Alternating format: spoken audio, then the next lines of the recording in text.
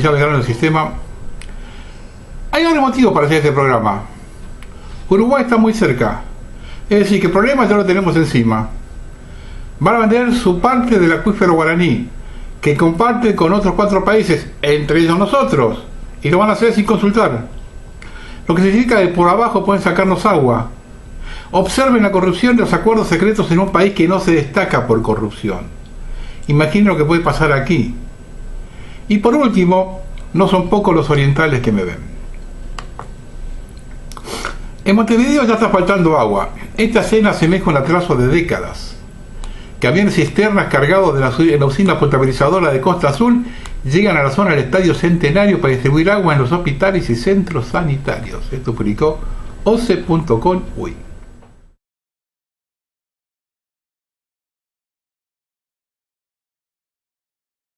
El problema es que ya no se saca agua del río Santa Lucía, que era el abastecedor, porque está casi seco. Y eso es por la forestación a mansalva de eucaliptos, consumen 60 litros diarios cada uno. Para las plantas de UPM, que además toman agua limpia sin que se les cobren y la vuelven sucia después. Mientras deja morir el Santa Lucía, proponen una nueva fuente de agua potable con una calidad alarmante, el proyecto Neptuno, otro contrato gestado en secreto. UPM, Kymmene Corporation, conocida habitualmente como UPM, es una empresa finlandesa dedicada a la fabricación de pulpa de celulosa, papel y madera. Esta empresa fue conformada por la fusión en 1996 de Kymmene Corporation y Repola Limited y su subsidiaria United Paper Mills Limited. Es la famosa pastela que los liberales tanto criticaron, que no se radicó acá por la corrupción. De acuerdo, de las denuncias de contaminación que se hicieron en su momento no tienen nada que decir. Volver a echar los fluidos contaminados al río no es corrupción. El gobierno de la banda oriental, calladito la boca. Veamos un video explicativo al que tuve que sacar el sonido por la música de fondo y los derechos de autor.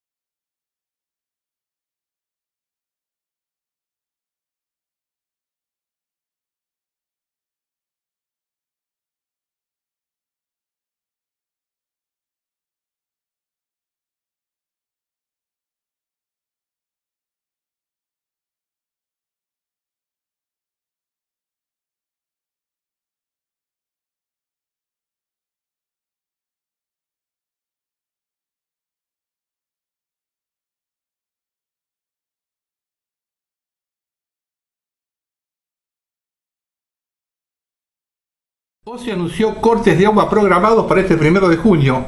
Los cortes de agua planificados por la empresa pública para este primer día de junio serán en 4 departamentos del país.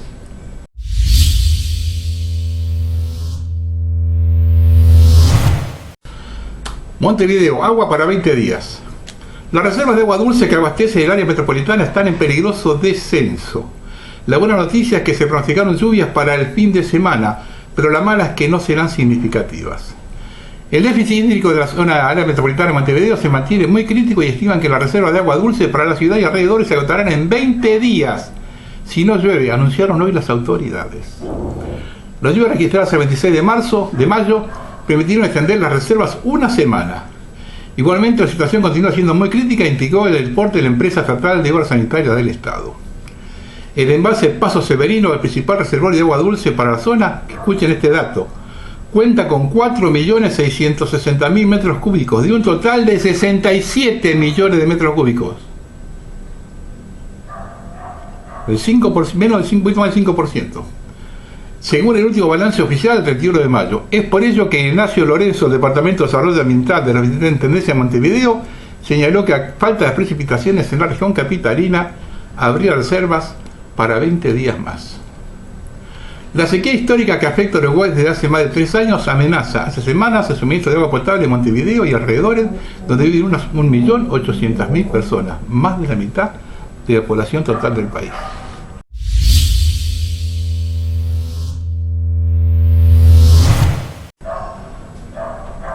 En Justos y Pecadores entrevistamos con Raúl Viñas, magíster en Ciencias de la Atmósfera, integrante del movimiento por un Uruguay Sustentable, MOVUS, para hablar sobre la crisis del agua. Consultado sobre si el estado del agua que sale de las canillas en Montevideo o en la zona metropolitana podría trasladarse a otras localidades del país, señaló que los informes de OCE indican que el problema no es solo en el área metropolitana. Pese a la lluvia que cayó y en algo ayudó, la situación de la zona metropolitana sigue estando al límite, dijo. El tema es que el agua salada del río de la Plata está penetrando casi 50 kilómetros en el río Santa Lucía. Y que si no fuera por la represa de aguas corrientes, el agua seguiría subiendo, porque el nivel de Santa Lucía está muy bajo, sostuvo. Agregó que la situación es acuciante y que en Minas es peor que en Montevideo, porque esa ciudad está apareciendo el agua de color marrón. Otras localidades que hoy se declara con problemas son la ciudad de San José, Nueva Albesia, el final del sistema de Montevideo que se junta con la floresta en la zona de la Atlántida. En otro orden, Viñas contó que participó este fin de semana del encuentro del lugar de la red uruguaya de ONG ambientalistas, donde se abordó el tema del hidrógeno verde. Cuando hablamos de hidrógeno verde estamos hablando de agua, porque la producción de hidrógeno se hace normalmente a partir de un hidrocarburo con electrolisis de agua, explicó. Sin embargo, en toda América del Sur están apareciendo estas iniciativas, como en Argentina, donde existen nada más de 30 proyectos. De estos hay una docena de proyectos pensados en desarrollar hidrógeno verde a partir del agua de mar, o sea, con desalinización. El gobierno uruguayo presentó una hoja de ruta en la cual encontramos cosas erróneas o complicadas de entender, pero a partir de ese documento se están presentando diferentes proyectos.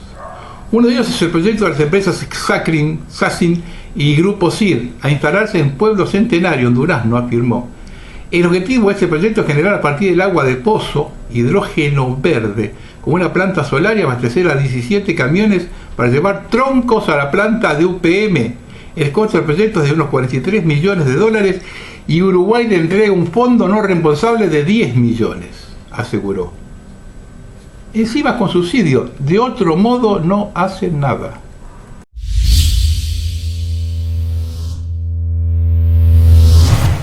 Ante la actual situación de crisis, OCE comenzó a realizar perforaciones en Montevideo en busca de agua que pueda ser potabilizada. La relativa calma del Parque Batlle se vio interrumpida este jueves por una imponente presencia de una maquinaria de más de 25.000 kilos que comenzó a operar en la zona. Se trata de una perforadora contratada por OCE con el objetivo de encontrar agua subterránea que pueda ser utilizada en hospitales y centros de salud en el marco del contexto de déficit hídrico. Hasta el momento se realizaron 3 perforaciones, una frente al velódromo municipal, cuyos resultados se están analizando, otra en la zona de la calle de Lord Ponsoldi, que no dio resultados positivos. Y finalmente se perforó frente a la pista de atletismo, donde el agua afloró a la superficie. El pozo encontrado tiene un caudal de 3.000 litros por hora, pero pese a ser una buena noticia, no genera muchas expectativas en las autoridades por el tiempo que lleva a extraer el agua. Completar un camión cisterna de 30.000 litros tomaría unas 10 horas, comentaron a Telenoche fuentes de OCE. De todas formas, todo dependerá de los análisis laboratorios de la empresa que deberán determinar si el agua puede ser potabilizada. A pesar de ello, algunos afirmaron aprobar el agua que emanó de la tierra. Además, en la zona de Parque Batlle, OCE prevé intervenir esos lugares. Estamos relevando perforaciones. AFE nos ha ofrecido la perforación en la estación de Barro Peñarol, que ya hemos analizado el agua, que se puede utilizar, señaló Arturo Castañino, gerente general de OCE. En las últimas horas también se realizó una perforación en la zona del hospital militar y el agua será utilizada para el consumo del propio centro de salud. Los políticos siempre toman medidas cuando justamente el agua les llega al cuello.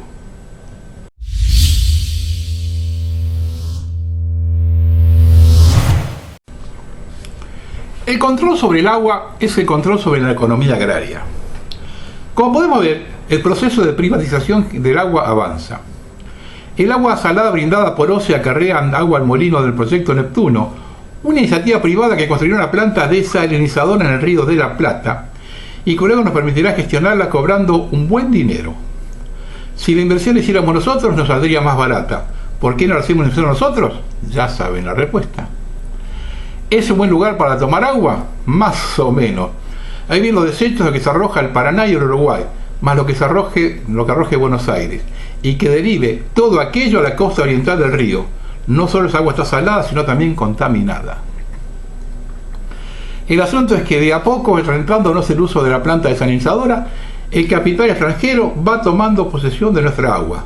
Y para el caso conviene atender la experiencia chilena. Allá el agua fue privatizada por una obra mancomunada de la dictadura de Pinochet y el Banco Mundial y otros organismos financieros, pues facilitaban mediante préstamos las políticas públicas que tendieron a privatizar el recurso. Te dan el dinero, pero entregan el recurso. El agua potable que consume la gente es propiedad de empresas transnacionales. El grupo Suez, Aguas de Barcelona, Marubeni y la administradora de fondos de pensiones de los profesores de Ontario. Controlan el 90% del suministro de agua potable en Chile. La Constitución chilena de 1980 establece literalmente que los derechos de los particulares sobre las aguas reconocidos o constituidos en conformidad a la ley otorgan a sus titulares la propiedad sobre el agua. El gobierno remata ríos y los portadores de derechos de aprovisionamiento pueden vender o arrendar agua al mercado. En la actualidad, casi toda el agua que se utilice tanto para la minería, la agricultura o la generación de energía se encuentra en manos de transnacionales. En suma, si quieren agua para alimentar el ganado o regar los sembrados, tienen que pagar. Y si hay sequía, pagarán más, pues rige en esto la ley de la oferta y la demanda. El resultado evidente es la concentración de la tierra, pues aquel que no puede pagar no puede ni sembrar ni alimentar el ganado. No cuesta mucho imaginar que los dos grandes argumentos para privatizar el agua fueron que el Estado era ineficiente y corrupto para llevar a cabo tal tarea, y luego de la privatización en manos de empresas extranjeras daría trabajo a los chilenos. ¿Les suena conocido? El proverbio es elocuente: cuando veas la casa de tu amigo arder, pon las tuyas en remojo. Nosotros, mientras tanto, le regalamos el agua a Montes del Plata, UPM y el proyecto Tambor, y dejamos que las pasteras absorban toda el agua necesaria para sus eucaliptos, cuando esa agua nos vendría fenómeno a nosotros. Las preguntas que uno debe hacerse caen por su peso. ¿De quién es nuestra agua? ¿Cómo nos conviene gestionarla? ¿Cuál es el peligro de dejar la llave en ese recurso crucial en manos de las transnacionales? Yo hablé en varios programas que toqué el tema de la minería, que todas esas empresas mineras que están en la de San Juan, la de Catamarca, la de Chubut, todas las empresas mineras que están dando vueltas por acá, tienen en sus contratos un suministro de agua garantizado por el Estado. Y no les importa tres carajos si no alcanza y la gente se queda sin agua. Hay que darle el agua a esa gente. Están los contratos, ¿eh? Yo en su momento, su programa que hice con el 2015, 2016, están todos los, me acuerdo hasta la cifra, la cantidad de agua que le están garantizando a cada empresa minera. Es fundamental. Los tipos vienen por el agua, nosotros todavía estamos en bola acá dándonos cuenta, nunca.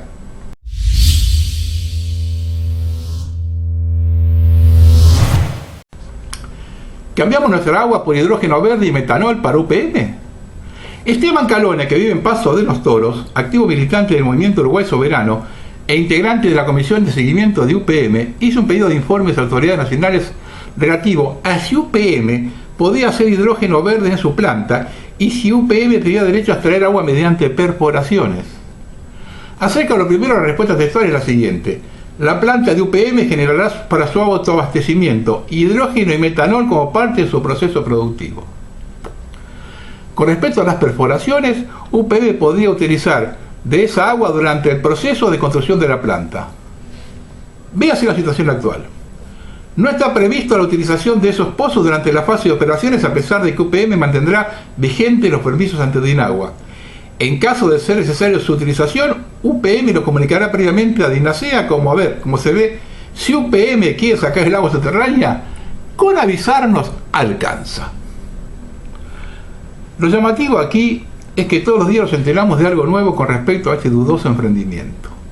Uno debe creer que detrás del contrato firmado en secreto hay otros contratitos firmados en secreto, amén de que mañana podremos enterarnos de que hidrógeno verde y metanol, que destrozando nuestra agua hará UPM para su abastecimiento, termina vendiéndose en Europa por toneladas. Es el eterno problema de los contratos secretos. Los contratos secretos son un fluido negro que corrompe el agua de la democracia. Y el doctor René Sartú hablaba en el programa Arriba Gente sobre por qué en Montevideo y área metropolitana los ciudadanos ya no tenemos agua potable. Mientras que UPM usa y contamina toda el agua que necesita, Google utilizará millones de litros de agua por día en Tambores, Tacuarembó. Una mega empresa alemana tiene permiso para explorar el aquífero guaraní para llevarse hidrógeno y metanol. Y como si fuera poco, pretenden hacernos tomar agua al río La Plata, que tristemente hoy es una cloaca. Todos contratos firmados en secreto. ¿Recuerdan cuando en la época de Duhalde vino el presidente de Uruguay diciendo que los argentinos son todos ladrones? No sé si no había que ir allá y decírselo también a ellos, porque hay toda esta corrupción que está detrás de todo este tema del agua, es corrupción tras corrupción. Donde hay un acuerdo secreto, hay corrupción. Olvídense, como pasó acá con Vaca Muerta, donde Cristina firmó los contratos secretos con la empresa exportadora extranjera. Cuando alguien se quiso meter en el gobierno de Macri, llegó la orden. No, ahí no se habla. De eso no tiene nadie. Esos contratos secretos de las multinacionales pasan gobierno tras gobierno. Cuando hay un contrato secreto, hay corrupción. Así que, señor presidente de Uruguay, usted es tan corrupto como dijeron de nosotros.